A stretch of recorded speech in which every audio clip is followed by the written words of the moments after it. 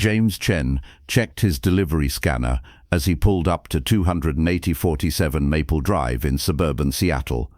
It was Wednesday afternoon, mid-October, and he had 147 packages left to deliver on his route.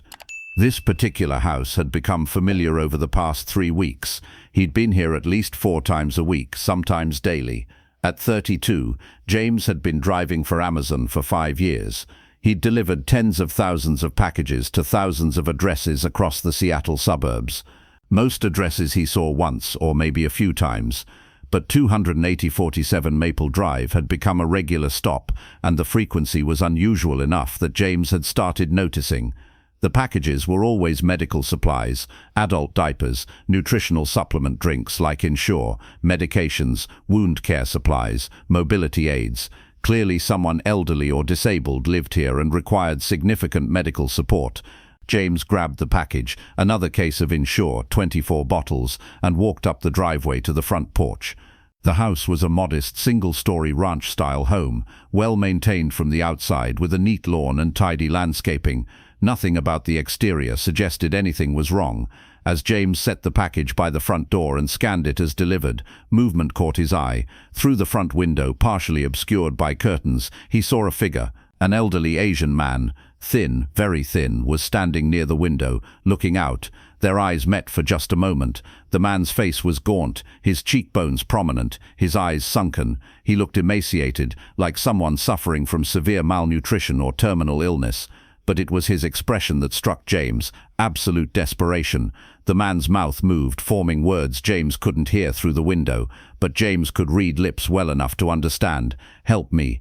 Before James could react, a woman appeared behind the elderly man, pulling him away from the window. The curtains were quickly drawn closed. James stood on the porch, his heart pounding. Something was very wrong here. That man had looked starved and desperate. He'd mouthed "help me" with clear urgency, and the woman had pulled him away from the window as if preventing him from being seen. James returned to his delivery truck, his mind racing. Should he call the police? But what would he report? That an elderly man looked thin and mouthed words through a window. Was that enough? Maybe the man had cancer or another illness causing weight loss. Maybe James had misread the situation, but his instincts were screaming that something was wrong. James pulled up the delivery history for 2000 Spetal Drive 47 Maple Drive on his scanner. Over the past 3 weeks, he'd delivered there 17 times. Before that, occasional deliveries every few weeks. But something had changed 3 weeks ago. Suddenly the deliveries became near daily, and they were all medical supplies. James noticed another pattern. The packages were all ordered through an Amazon account under the name Patricia Morrison. But the address was 2000 Spetal Drive, and the elderly man James had just seen was Asian. Morrison wasn't an Asian surname. Was Patricia Morrison the woman who'd pulled the man away from the window? A caregiver, perhaps? James made a decision. He took a photo of the house from his truck, just exterior documentation, nothing invasive. Then he called the Adult Protective Services APS hotline in King County. "This is the Adult Protective Services hotline. How can I help you?" "Hi, I'm a delivery driver, and I've been delivering to an address regularly, 2000 Spetal Drive in Shoreline. I just saw an elderly man through the window who looked severely malnourished, and he mouthed 'help me' to me. A woman pulled him away from the window before I could respond. I'm concerned he's being neglected or abused. Can you describe what you saw?" James described the elderly man's emaciated appearance, the desperate expression, the mouthed plea for help, and the woman quickly pulling him away from the window and closing the curtains. "And you say you've been delivering there frequently, 17 times in 3 weeks. All medical supplies, adult diapers, nutritional drinks, medications, wound care items. Before 3 weeks ago, deliveries were occasional. Something changed recently that caused a surge in orders." "That pattern could indicate increased care needs," the operator said, "but combined with what you observed, the man's appearance and his attempt to communicate with you, it definitely warrants investigation. I'm creating a report now. An investigator will be assigned to check on the resident at that address within 48 hours. Can I follow up somehow? I deliver in this area regularly. I want to make sure this is investigated. I can give you a case number. You can call back and reference it to check on status. And if you observe anything else concerning when delivering to that address, please report it immediately." James hung up feeling somewhat better. He'd reported what he'd seen. Professionals would investigate. But he couldn't shake the image of that elderly man's desperate eyes and the silent plea, "Help me." Sharon Williams, a senior investigator with King County Adult Protective Services, received the case assignment the next morning. 23 years in APS had taught her to take delivery driver reports seriously. They often observed patterns and details that indicated problems. Delivery driver reports frequent deliveries of medical supplies. Observes elderly resident who appears severely malnourished. Resident mouths "help me" through window, and caregiver pulls him away. Sharon read from the report. Resident at 28047 Maple Drive. Reported caregiver name Patricia Morrison. Sharon ran background checks on the address and Patricia Morrison. The property was owned by Harold Chen, age 81, who'd lived there for 37 years. Public records showed Harold's wife had passed away 2 years ago. Harold had no criminal record, no history with APS. Patricia Morrison, age 44, was a licensed certified nursing assistant, CNA. She had no prior APS complaints, no criminal record, current professional licenses. On paper, she appeared to be a legitimate caregiver, but Sharon had learned that abusers often looked legitimate on paper. The real story revealed itself through investigation. Sharon drove to 2147 Maple Drive that afternoon, arriving unannounced. Surprise visits were more effective for assessing actual conditions before anyone could prepare or hide evidence. She knocked on the front door. A woman in her mid-40s answered, blonde, professionally dressed in scrubs, with a pleasant smile. "Can I help you? I'm Sharon Williams from Adult Protective Services. I'm here to conduct a welfare check on Harold Chen." The woman's smile tightened slightly, but her voice remained friendly. "I'm Patricia Morrison, Mr. Chen's caregiver. Is there a problem? Who requested a welfare check? We received a report of concern about Mr. Chen's well-being. I need to see him and assess his condition. Of course. Please come in." Patricia stepped aside, allowing Sharon to enter. The house interior was clean and well-maintained. The furniture was dated but tidy. Nothing immediately suggested neglect. But Sharon had learned that abusers often kept public areas pristine while neglecting victims behind closed doors. "Mr. Chen is in his bedroom resting," Patricia said. "He's been quite weak lately. He has multiple health issues, diabetes, heart disease, kidney problems. I've been caring for him full-time for the past 6 months. I'll need to see him and speak with him privately," Sharon said firmly. Patricia hesitated. "He's quite confused sometimes. Dementia. He might say things that don't make sense." That was a red flag. Abusive caregivers often preemptively claimed victims had dementia or confusion to discredit anything the victim might disclose. "I still need to see him," Sharon insisted. Patricia led Sharon down a hallway to a bedroom. Inside, Sharon found Harold Chen lying in bed, and what she saw alarmed her immediately. Harold was skeletal, his face was gaunt, cheekbones and eye sockets prominent. His arms lying on top of the blanket were stick-thin, skin hanging loosely. He appeared to weigh maybe 90 to 100 pounds, far below healthy weight for an elderly man of his height. Harold's eyes opened when they entered. When he saw Sharon, hope flickered across his face. But when he saw Patricia behind her, that hope transformed to fear. "Mr. Chen, I'm Sharon Williams from Adult Protective Services," Sharon said gently, approaching the bed.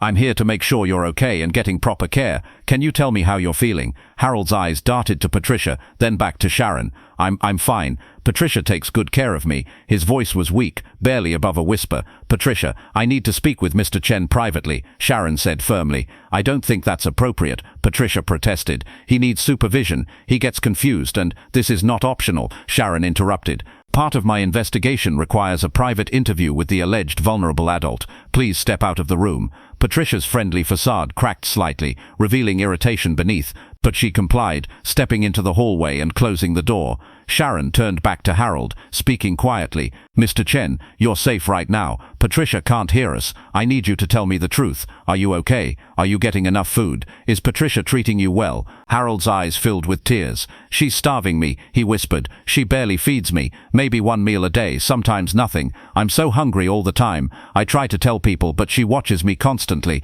She won't let me use the phone. She won't let me have visitors. Please help me. Please." Sharon felt anger rising, but kept her voice calm and supportive. "Harold, I'm going to help you. I need to document what you're telling me. Can you show me any injuries or areas of concern?" Harold pulled back the blanket. His body was emaciated, ribs visible, limbs skeletal, skin showing signs of malnutrition and dehydration. He had bed sores on his back and hips from lying in bed too much. "When was the last time you ate?" Sharon asked. "Yesterday morning, just some toast. I asked for dinner, but Patricia said I'd already eaten, but I hadn't. She lies about feeding me. She tells people I refuse to eat, or that I forget I've eaten. But I'm hungry. I'm so hungry. Does Patricia have control of your finances? Yes, she made me sign papers 6 months ago, giving her power of attorney. She said it was to help manage my bills and medical expenses. But now she controls everything. My bank account, my pension, my social security. She won't even let me see my bank statements. Classic financial exploitation accompanying neglect. Sharon had seen this pattern before. Caregivers isolating vulnerable adults, gaining financial control, then neglecting the victim while stealing their money. Harold, I'm going to call for an ambulance to take you to the hospital. You need medical evaluation and treatment, and I'm going to make sure Patricia cannot continue accessing your finances or caring for you. You're going to be safe. Harold started crying. Thank you. I've been praying someone would notice. I tried to signal when the delivery man came. I stood by the window and tried to mouth, "Help me." I didn't know if he saw me. He saw you, Sharon said. He reported his concerns to us. That's why I'm here. He saved your life, Harold. Sharon called 911 and requested an ambulance for an elderly man suffering from severe malnutrition and neglect. She then called her supervisor and the police. This was now a criminal investigation. When Patricia heard Sharon on the phone requesting an ambulance and police, she tried to leave, but Sharon blocked the doorway. "You need to stay here. Police are on their way, and they'll want to speak with you." "I don't have to stay," Patricia said, her friendly facade completely gone, replaced by cold anger. "I haven't done anything wrong. Harold is difficult to care for. He refuses to eat. I can't force him. The condition he's in suggests severe, prolonged malnutrition," Sharon said. Combined with his statement that you're deliberately withholding food and have isolated him while controlling his finances, this is going to be investigated as elder abuse and financial exploitation. Patricia's expression became calculating. "You have no proof. It's his word against mine. He has dementia. Everyone knows that. He's confused. He doesn't remember eating. I feed him regularly, but he forgets and thinks he's being starved. You're going to believe a confused old man over a professional caregiver. I'm going to believe the physical evidence," Sharon said.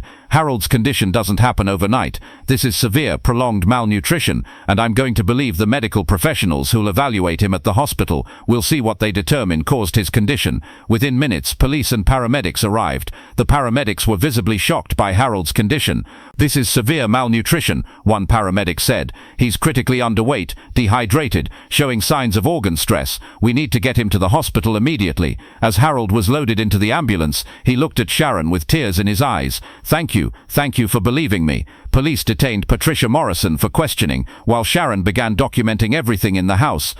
As police interviewed Patricia and Sharon documented the house, a disturbing picture emerged of systematic neglect and financial exploitation.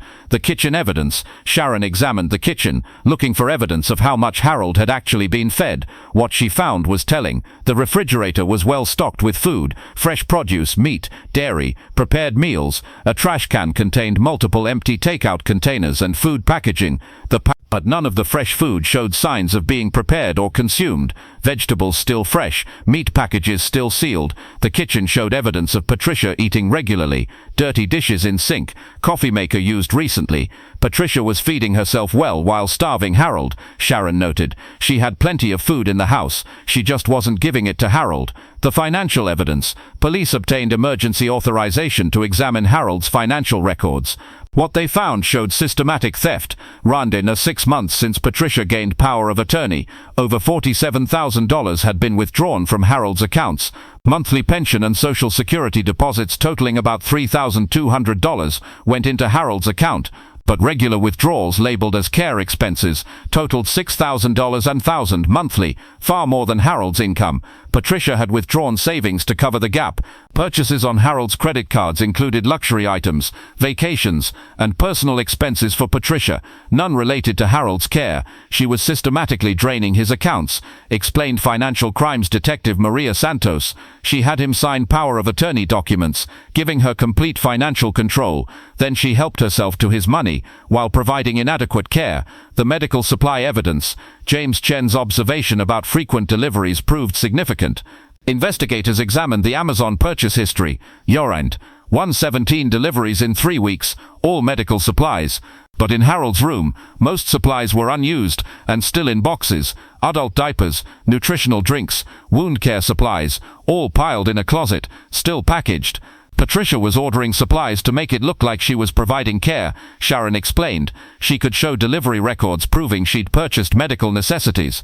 But she wasn't actually using most of it to care for Harold. It was a paper trail to cover her neglect. Harold's medical records. Police obtained Harold's medical records with emergency authorization. They showed 3 months ago, Harold weighed 145 pounds, still below ideal but healthier.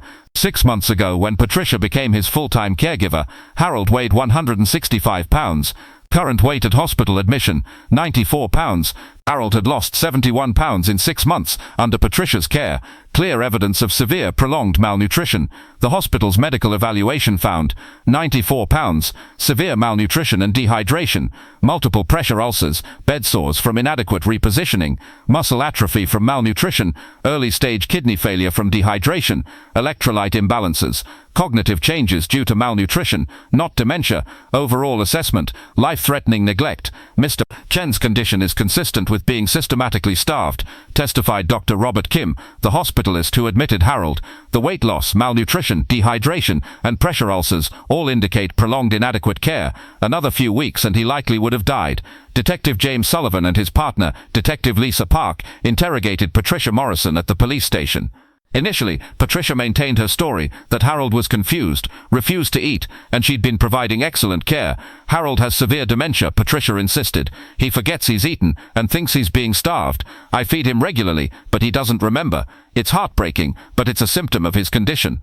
Harold doesn't have dementia, Detective Sullivan countered. His medical records show no dementia diagnosis. The cognitive changes he's experiencing are from malnutrition, which will improve now that he's receiving proper nutrition.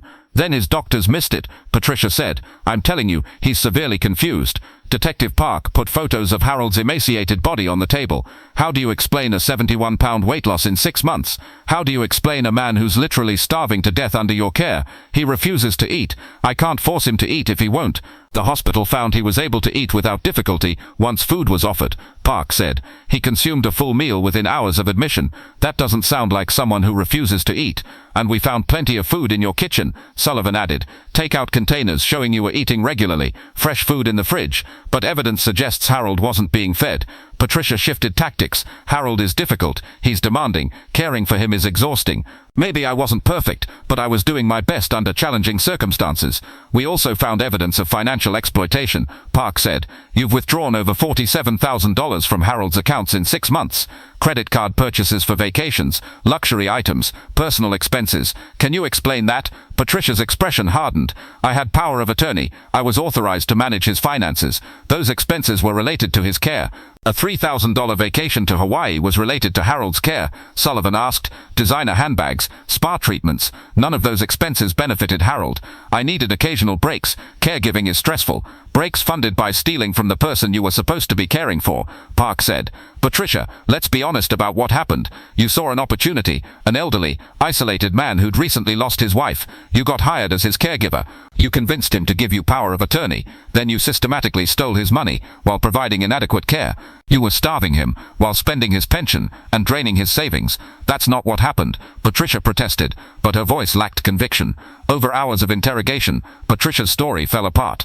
Confronted with evidence, Harold's medical condition, the financial records, the unused medical supplies, witness statements, she eventually admitted she'd been feeding Harold minimally while helping herself to his money.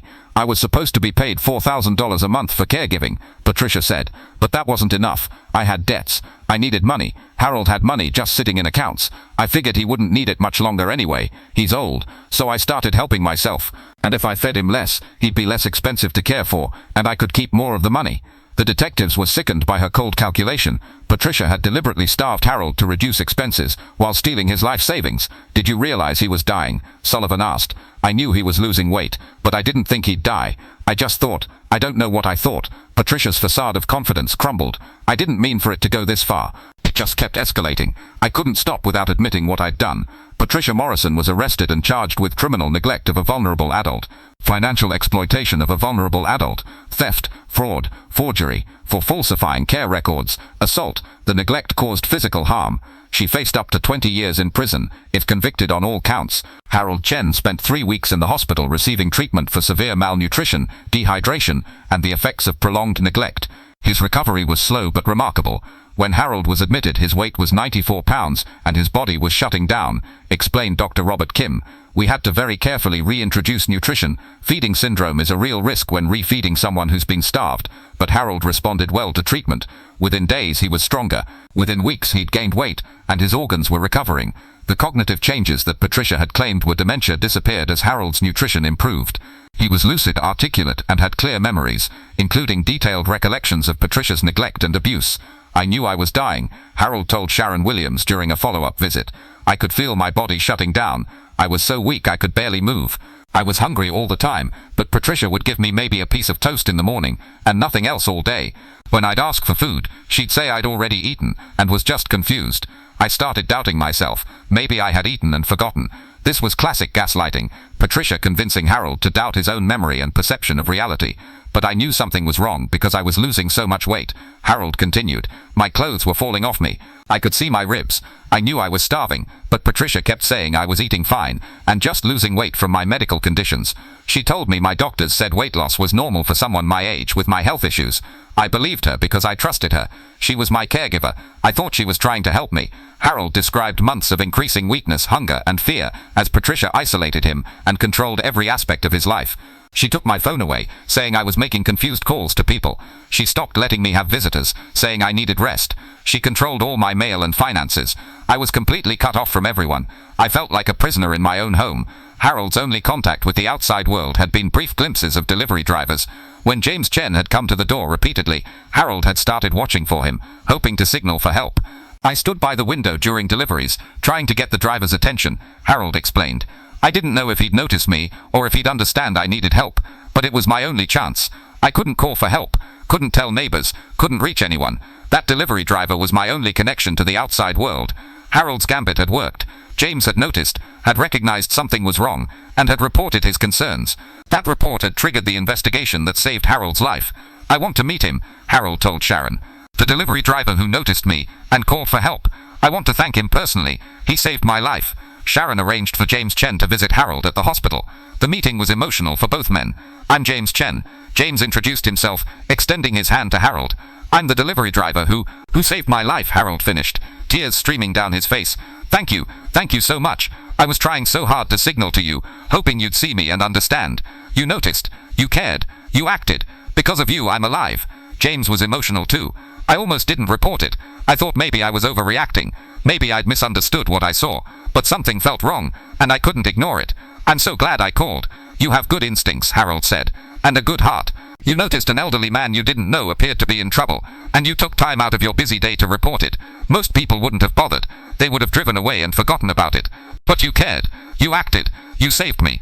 The two men, both Chinese-American, one young and one elderly, bonded over their shared experience. James continued visiting Harold throughout his recovery, developing a friendship with the elderly man, who might have died if James hadn't been paying attention.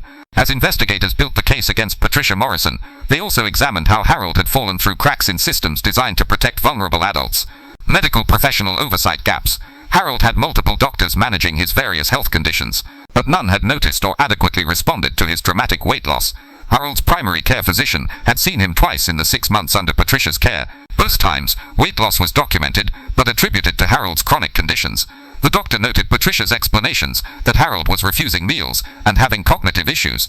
No deeper investigation was conducted into whether neglect might be causing the weight loss. We should have been more suspicious, Harold's doctor admitted during the investigation review. A 71-pound weight loss in 6 months is dramatic, but Patricia seemed like a competent caregiver, provided plausible explanations, and I didn't push harder to investigate.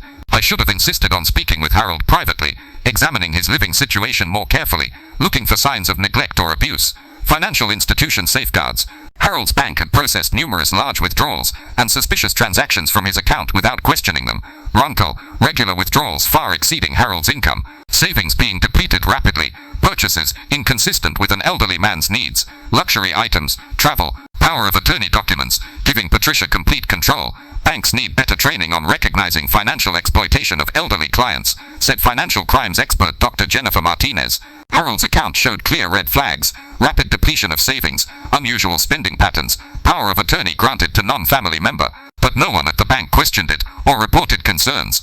Isolation, enabling abuse. Patricia had deliberately isolated Harold, cutting him off from everyone who might notice the abuse, telling neighbors Harold was not up for visitors and shouldn't be disturbed, controlling mail and communication, preventing family and friends from visiting. Harold had no children, and his wife's death 2 years ago had left him socially isolated. Patricia exploited that isolation to abuse him without interference. Isolation is a huge risk factor for elder abuse, explained APS investigator Sharon Williams. When elderly people become isolated, whether through natural circumstances, like outliving friends and family, or through deliberate actions by abusers, they become extremely vulnerable. No one is checking on them. No one notices changes. Abuse can escalate for months or years without detection. Why no one noticed? Multiple people had brief opportunities to notice Harold's situation but didn't. Mail carriers saw him occasionally, but didn't recognize severe weight loss, too brief/infrequent contact. Neighbors saw Patricia regularly, but accepted her explanations that Harold was ill and needed privacy. Medical professionals saw documentation of declining health, but didn't investigate deeper. Financial institutions processed suspicious transactions, but didn't report concerns. The only person who'd noticed and acted was James Chen, the delivery driver who'd been coming to the house frequently enough to recognize patterns, who'd happened to see Harold at a window at a critical moment, and who'd trusted his instincts that something was wrong. James Chen found himself processing an experience that had become much bigger than he'd anticipated when he'd called the APS hotline after seeing Harold at the window. "I was just doing my job delivering packages," James told his wife Lisa, a few days after meeting Harold at the hospital. "But over a few weeks I noticed I was going to the same house almost every day, always delivering medical supplies.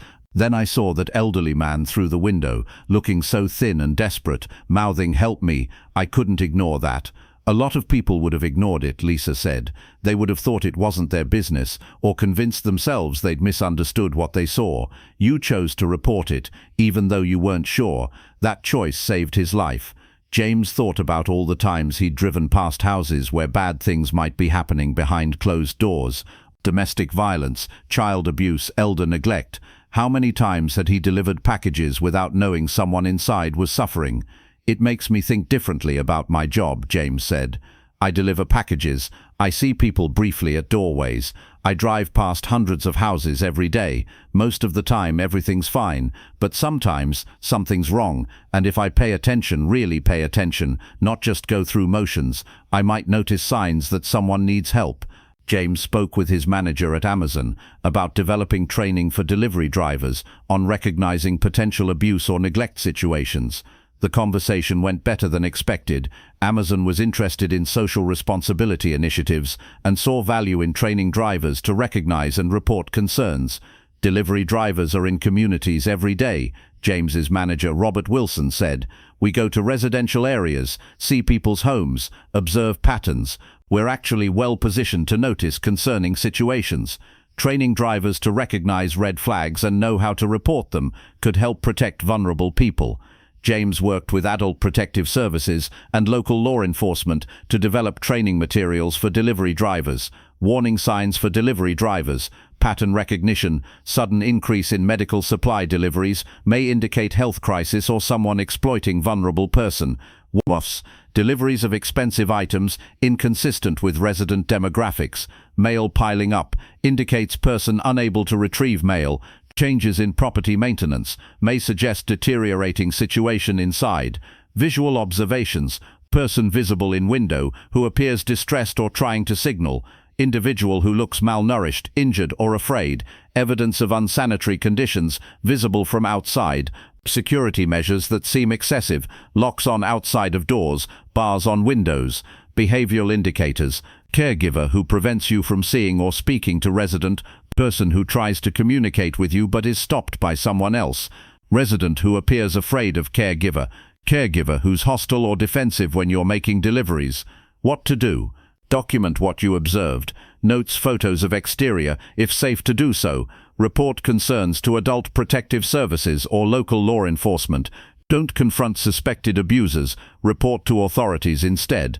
This training isn't about turning delivery drivers into investigators, James emphasized when presenting to his fellow drivers.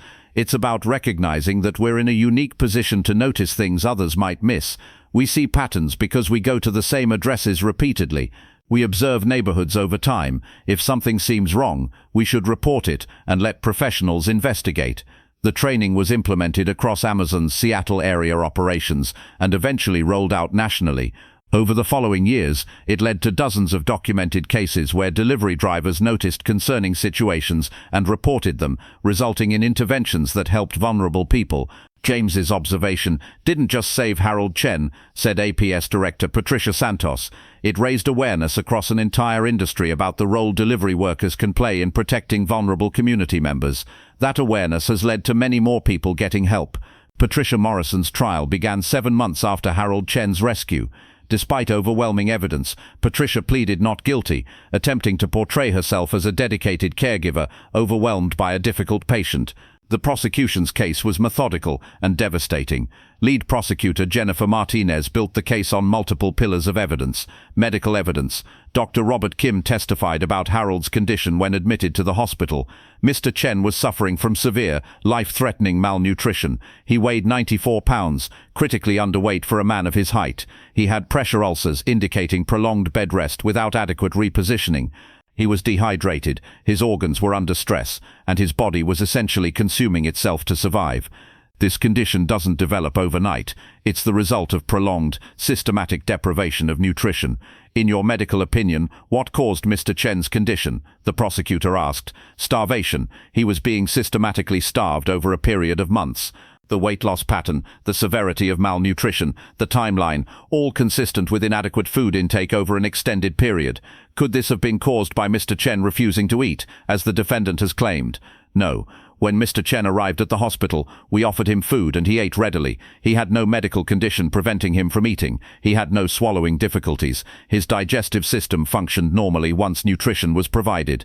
If he was genuinely refusing food due to psychiatric or medical issues, we would have seen that behavior continue in the hospital.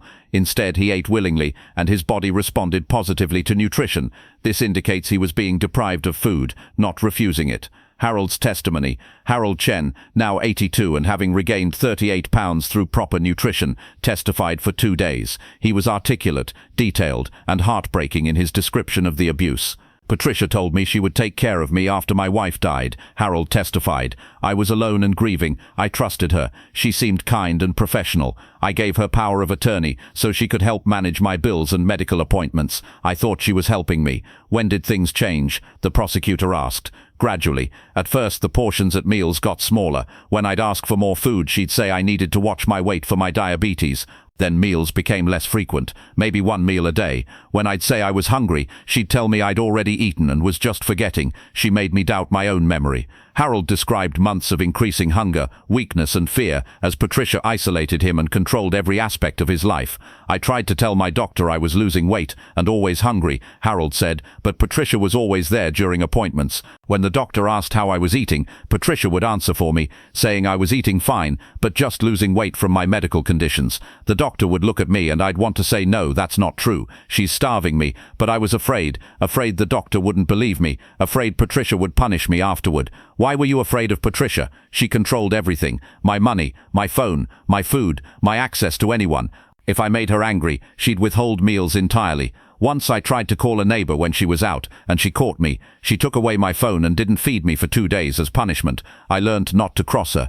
Mr. Chen, did there come a time when you tried to signal for help? Yes, I noticed a delivery driver, James Chen, coming to the house frequently. Patricia ordered medical supplies constantly, though she barely used them. When I heard the delivery truck, I'd try to position myself by the window. I wanted James to see me. I wanted him to notice something was wrong. And did he see you? Yes. One day I was at the window when he delivered a package. Our eyes met. I mouthed, "Help me." I was terrified Patricia would see me and punish me, but I was desperate. James saw me. He understood. He called for help. He saved my life. Harold's testimony was powerful, but Patricia's defense attorney tried to undermine it during cross-examination. Mr. Chen, you're 82 years old, correct? Yes, and you have multiple serious health conditions, diabetes, heart disease, kidney problems. Yes, isn't it true that these conditions can cause confusion and memory problems? My doctors say I don't have dementia or cognitive impairment, Harold said firmly. Any confusion I had was from malnutrition, which is resolved now that I'm eating properly. But you were confused at times while under Miss Morrison's care. I was confused because she was gaslighting me, telling me I'd eaten when I hadn't, telling me I was remembering things wrong, making me doubt my own perception of reality. That's psychological abuse, not medical confusion. Financial evidence.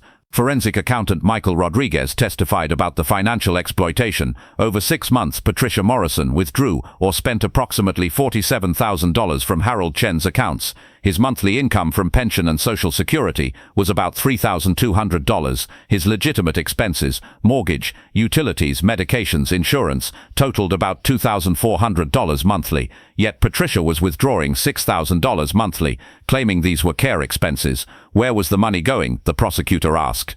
To Patricia's personal expenses. We traced the money to luxury purchases, vacations, spa treatments, designer items, restaurant meals, none of which benefited Mr. Chen. She was systematically stealing his money while providing inadequate care. How much money did Mr. Chen have when Patricia became his caregiver versus when he was rescued? When Patricia gained power of attorney, Harold had approximately $89,000 in savings. When he was rescued 6 months later, he had $41,000 remaining. She drained nearly half his life savings in 6 months.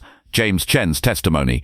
James testified about his observations that led to reporting Harold's situation. Over 3 weeks, I delivered to 2000 Arunda 8047 Maple Drive 17 times. All the packages were medical supplies, adult diapers, nutritional drinks, wound care items. I noticed the pattern was unusual. Most addresses I deliver to once or maybe a few times, but this was nearly daily. What happened the day you saw Mr. Chen? I delivered a package to the door. As I was scanning it, I saw movement through the front window. An elderly Asian man was standing there looking out. He was extremely thin, emaciated. His face was gaunt, his eyes sunken. He looked desperate. Our eyes met, and he mouthed words. "Help me." It was clear. He was asking for help. What did you do? A woman came up behind him and pulled him away from the window. The curtains were quickly closed. I knew immediately something was wrong.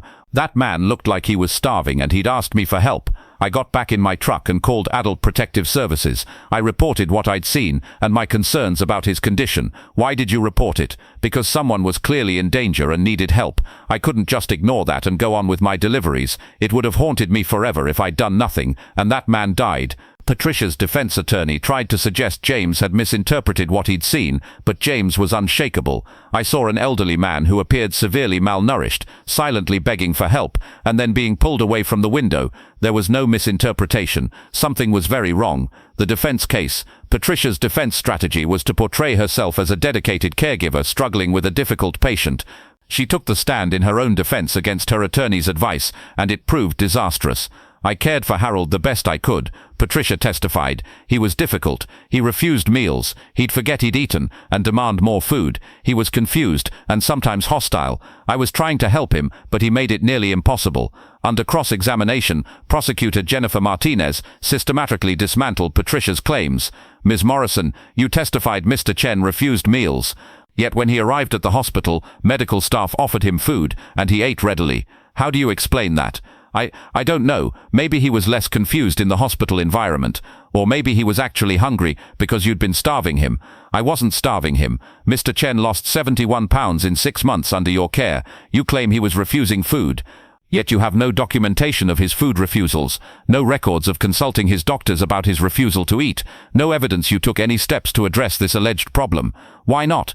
I was managing it as best I could. You were managing his bank account though, weren't you? You withdrew $47,000 from his accounts in 6 months. Can you explain where that money went? Care expenses, medical supplies, the costs of caring for him. Yet we've seen evidence that most medical supplies you ordered were never used. They were piled in closets, still in boxes. And financial records show you spent thousands on personal items, vacations, luxury goods, restaurant meals. Those weren't care expenses for Harold, were they? Patricia had no good answers. Her testimony revealed her as callous, defensive and primarily concerned with justifying her actions rather than showing remorse for Harold's suffering.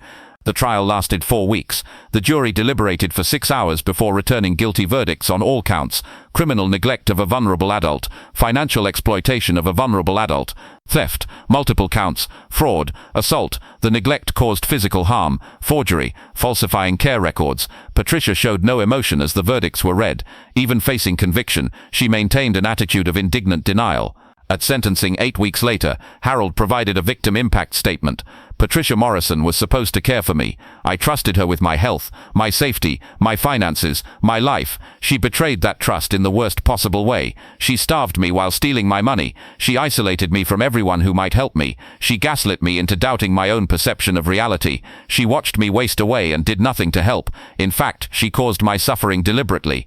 I was dying.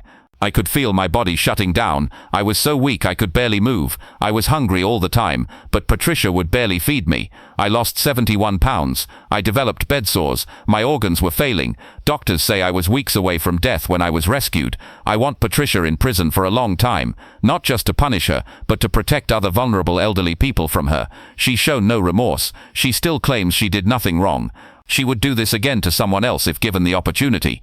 Judge Robert Morrison sentenced Patricia Morrison to 15 years in state prison, with no possibility of parole for at least 10 years. Ms. Morrison, you exploited a vulnerable elderly man who trusted you with his care, Judge Morrison said. You systematically starved him while stealing his life savings. You caused him months of suffering, bringing him to the brink of death. You showed no remorse and maintained your innocence despite overwhelming evidence of your guilt. Elder abuse is a particularly heinous crime because it targets the most vulnerable members of our society, elderly people who depend on others for care. You violated that trust in the worst way imaginable. The 15-year sentence reflects the severity of your crimes and the need to protect other elderly people from predators like you. Patricia was led from the courtroom in handcuffs, convicted and sentenced for nearly killing the man she was supposed to care for. Harold Chen's recovery continued for months after Patricia's conviction. Physically, he regained weight and strength. Psychologically, healing from months of abuse and gaslighting took longer. The physical recovery was actually the easier part. Harold told his therapist, Dr. Maria Santos, I ate, I gained weight, my body healed. But the psychological damage, the months of being told I was confused, that I was remembering things wrong, that I was the problem, that takes longer to recover from. Harold had experienced severe psychological abuse in addition to physical neglect. Patricia had systematically undermined his confidence, his memory, his perception of reality. That kind of gaslighting left lasting effects. I second-guess myself constantly now, Harold admitted, even about simple things. Did I eat breakfast? Am I remembering correctly? Patricia conditioned me to doubt my own memory and experiences. Overcoming that conditioning is hard work. It's very normal for abuse survivors to struggle with self-doubt, Dr. Santos explained. You were systematically taught that your perception of reality was wrong, that you couldn't trust your own memory. Rebuilding that trust in yourself takes time, but it happens with consistent positive experiences where your memory and perception are validated. Harold also struggled with trust issues after Patricia's profound betrayal. I trusted her completely. I gave her control of my finances, access to my home, responsibility for my care. She exploited all of that. How do I trust anyone again? Trust is rebuilt gradually, Dr. Santos said, through small interactions where people prove themselves trustworthy. It's okay to be cautious. It's okay to take time before trusting someone with major responsibilities. That's wisdom, not paranoia. Harold worked with a different care agency to arrange appropriate support services. This time, he was much more careful. His new caregiver had limited access, cooking, light housekeeping, companionship, but no financial control. Harold kept his own phone and computer with no restrictions. He maintained regular contact with APS caseworker Sharon Williams for monitoring. He joined a senior center for social connection and support. He saw his doctors regularly, with opportunities to speak privately. I'm not letting myself be isolated again, Harold said. I'm building a support network, so no one person has complete control over my life. Harold also reconnected with his community. He'd been cut off from neighbors and friends during Patricia's abuse. Now he reached out, attended community events, joined a senior Tai Chi class, volunteered at the local library. I was so isolated under Patricia's control, Harold reflected. I felt invisible, like no one would notice or care if I died. Now I'm rebuilding connections. I have neighbors who check on me, friends who call me, a community that knows me. That social network is protection against abuse. If multiple people are in contact with you, it's harder for an abuser to isolate and exploit you. Harold's relationship with James Chen continued and deepened. James visited regularly, and they developed a genuine friendship that transcended their initial connection. James saved my life, Harold said, but beyond that, he's become a friend. We share meals, watch baseball games, talk about life. He's busy with work and his family, but he makes time to visit. That means everything to me. For James, the friendship with Harold was equally meaningful. Harold reminds me of my grandfather, who passed away a few years ago, James said. Spending time with Harold honors my grandfather's memory, while also giving Harold companionship. It's good for both of us. Financially, Harold worked to rebuild what Patricia had stolen. The criminal restitution order required Patricia to repay the $47,000 she'd taken, though actually collecting that money was challenging, given Patricia was imprisoned and had no assets. Harold also filed a civil lawsuit against the care agency that had placed Patricia with him. The agency had failed to adequately screen Patricia, monitor her work, or investigate concerns about Harold's deteriorating condition. The lawsuit was settled out of court for an undisclosed amount that helped restore Harold's depleted savings. The money matters, Harold said. Patricia drained my savings, and I needed financial stability. But more than the money, I wanted accountability. The agency that placed an abusive caregiver with me needed to face consequences and improve their practices, so this doesn't happen to other vulnerable elderly people. Harold Chen's case sparked significant reforms in how Washington state monitors caregivers and protects vulnerable elderly adults. The Chen Protocol for Caregiver Oversight. Washington state implemented new requirements for monitoring in-home caregivers, enhanced background checks, comprehensive criminal background checks, including financial crimes, credit checks to identify caregivers with financial pressures that might motivate theft, references from multiple previous employers, registry checks, across all states, not just Washington. Patricia Morrison had no criminal record in Washington, explained Department of Social and Health Services Director Robert Martinez, but better interstate background checking might have revealed concerning patterns from her previous employment in other states. Mandatory reporting and monitoring. Caregivers must submit monthly reports documenting clients' weight, nutrition, activities, social contacts. Healthcare providers must report significant weight loss or health decline to APS. Financial institutions must flag suspicious activity in accounts of vulnerable adults. Mandatory home visits by supervisors at random intervals. Harold lost 71 pounds over 6 months, but his doctors didn't adequately investigate why, Martinez said. The Chen Protocol requires healthcare providers to report significant weight loss and triggers APS investigation when vulnerable adults show signs of neglect. Financial safeguards. Power of attorney documents for vulnerable adults must be reviewed by independent attorney. Banks must implement enhanced monitoring of accounts where caregiver has POA. Monthly financial statements must go to both the vulnerable adult and an independent third party. Spending must be documented and justified. Patricia drained Harold's accounts while he had no visibility into his own finances, explained financial crimes prosecutor Jennifer Martinez. The new safeguards ensure vulnerable adults maintain awareness of their finances, even when someone else has POA. Social connection requirements. Eucharist early cut tax beyond the caregiver. Isolation is recognized as abuse warning sign. Caregivers cannot restrict clients' communication without documented medical necessity. Patricia isolated Harold, took his phone, prevented visitors, controlled his mail, said APS Director Patricia Santos. Isolation enables abuse. The new requirements ensure elderly people maintain social connections that provide oversight and support. Delivery driver training. Building on James Chen's experience, several delivery companies implemented training programs for drivers on recognizing elder abuse. What delivery drivers should notice: sudden increase in medical supply deliveries may indicate health crisis. Resident who appears malnourished, injured or distressed. Problem of someone trying to communicate from windows. Evidence of unsanitary conditions. Caregiver who's defensive or prevents access to resident. What to do: document observations. Report concerns to Adult Protective Services. Don't confront suspected abusers. Follow up to ensure report was investigated. Delivery drivers are in communities daily, delivering to the same addresses repeatedly, explained training developer Sharon Williams. They're positioned to notice patterns and changes that might indicate problems. James Chen noticed Harold's situation because he was delivering frequently enough to recognize something was wrong. We want all delivery drivers to have that awareness. Community awareness campaigns. Public awareness campaigns educated communities about elder abuse and how to report concerns. Warning signs: unexplained weight loss or malnutrition, poor hygiene or unsuitable clothing, untreated medical conditions, isolation from family and friends, unusual financial activity or sudden poverty, cause sessions of fear, anxiety or helplessness. Most people don't realize how common elder abuse is, explained advocate Dr. Jennifer Park. Approximately 1 in 10 elderly people experience abuse, but it's often hidden because victims are isolated, afraid to report, or don't recognize they're being abused. Harold thought Patricia's treatment was normal caregiving. He didn't realize being systematically starved was abuse until his body was shutting down. 5 years after James Chen noticed Harold Chen's desperate plea for help through a window, both men reflected on how one moment of awareness had changed their lives. Harold, now 86, was thriving in ways he'd never imagined possible when he was starving under Patricia's care. He'd regained full health, maintained a healthy weight, stayed active and engaged with his community, and built a rich social life. 5 years ago I was dying, Harold told an interviewer for a documentary about elder abuse. I weighed 94 pounds. I was too weak to get out of bed.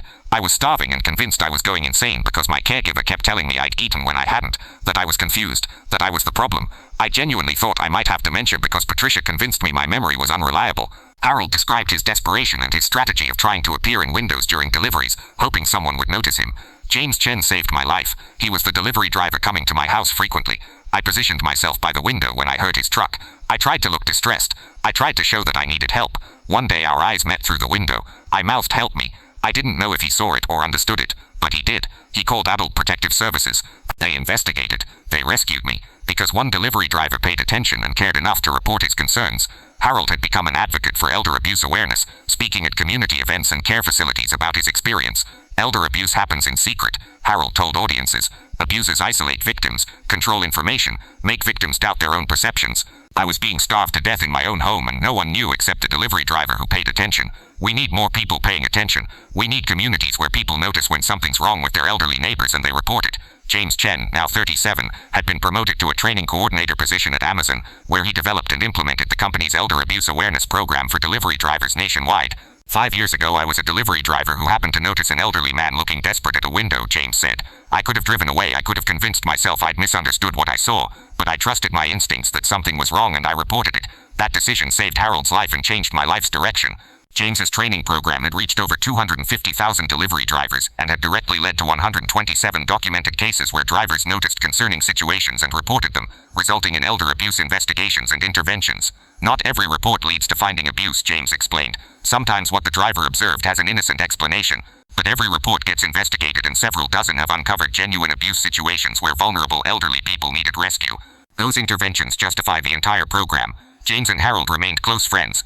James visited Harold weekly, and Harold had become an honorary grandfather to James's 2 young children. Harold is family now, James said. What started as me noticing a stranger in distress has become a meaningful friendship that enriches my life and my family's lives. Patricia Morrison remained in prison serving her 15-year sentence. She'd been denied parole at her first hearing and wouldn't be eligible again for 5 more years. She continued to maintain that Harold's condition had been his own fault, and that she'd been a dedicated caregiver. Patricia has never taken responsibility for nearly killing Harold, said prosecutor Jennifer Martinez. She shows no remorse, no understanding of the harm she caused. That complete lack of insight makes her continued incarceration appropriate. She would likely re-offend if released. The care agency that had placed Patricia with Harold had implemented comprehensive reforms after the civil lawsuit settlement and had become a model for proper caregiver screening and monitoring.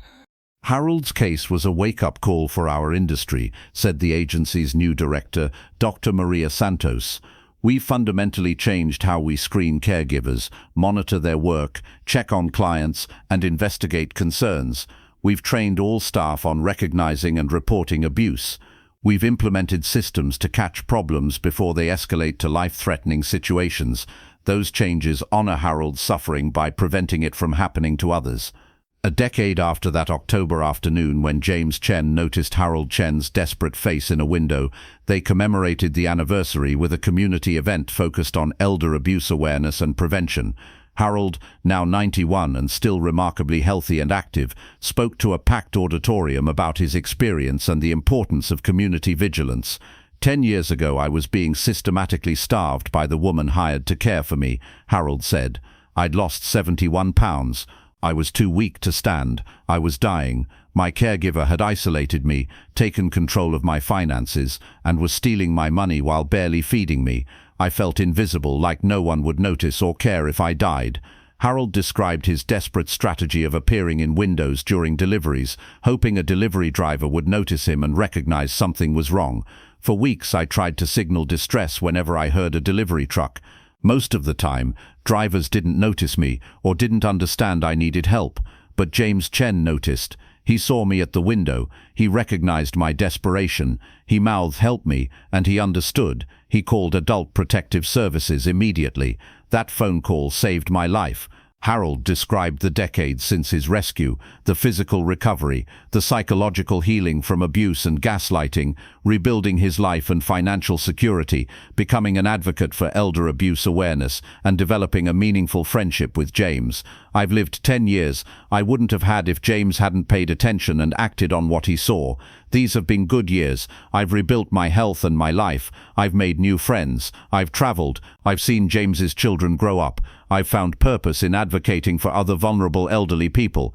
Every moment of these 10 years exists because one delivery driver chose to care about a stranger he saw through a window. James, now 42 and a regional training director for Amazon, reflected on how one moment of noticing something wrong had shaped his career and life. 10 years ago, I was delivering packages, and I noticed I was going to the same house almost daily, always delivering medical supplies. That pattern struck me as unusual. Then I saw Harold at the window, thin, desperate, mouthing, "Help me." I had a choice: ignore it and continue my route, or report it and risk being wrong. I chose to report it because I couldn't live with myself if I'd ignored someone asking for help.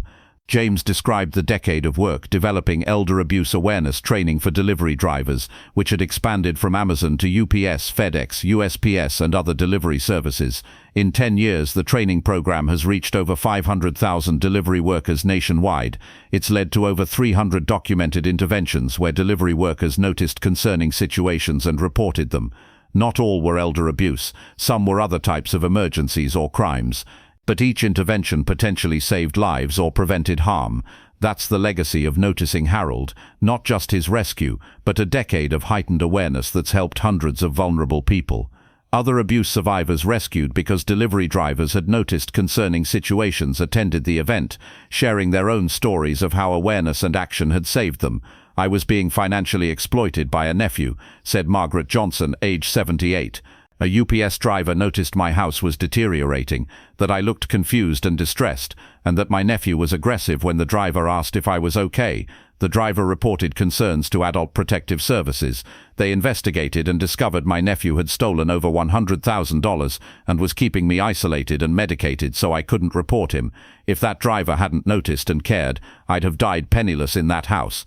The event concluded with the unveiling of the Chen Chen Elder Protection Initiative, a comprehensive program providing training for delivery workers, utility workers, mail carriers, and others who enter communities regularly, public education about elder abuse recognition and reporting, enhanced APS resources for investigating elder abuse, support services for abuse survivors, advocacy for stronger elder protection laws.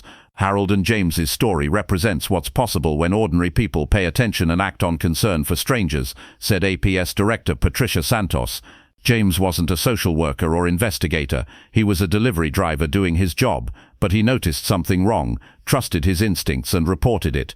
That choice saved Harold's life and inspired a movement that's protected hundreds of other vulnerable elderly people. After the ceremony, Harold and James stood together looking at photos from a decade earlier, images of Harold emaciated in the hospital bed shortly after rescue, and photos of James in his delivery uniform from when he was still driving routes. "Look how much has changed," Harold said, comparing those photos to their current selves. 10 years ago I was dying and you were a delivery driver. Now I'm healthy and you're training hundreds of thousands of workers to notice what you noticed. One moment of attention and action created all of this. You created this by finding courage to signal for help even when you were terrified," James said. "You didn't give up. You kept trying to be noticed. That persistence saved your life as much as my noticing did." They stood together in comfortable silence, a delivery driver and the elderly man he'd saved, reflecting on a decade since one desperate face in a window and one observant eye had intersected to change everything. 10 years. 17 deliveries to the same address, one pattern that seemed unusual, one elderly man at a window, mouthing "help me," one delivery driver who noticed and acted, one life saved that day, one caregiver exposed and imprisoned, hundreds more vulnerable people protected through heightened awareness, an entire industry trained to recognize elder abuse, systemic reforms protecting elderly people nationwide, one moment of really seeing, one phone call made despite uncertainty. One story that changed how people pay attention. That was always enough. More than enough. Everything. Thank you very much for listening. Please let us know what you think of this story in the comments. Don't forget to like the video and subscribe to the channel. Turn on notifications so you don't miss any other videos.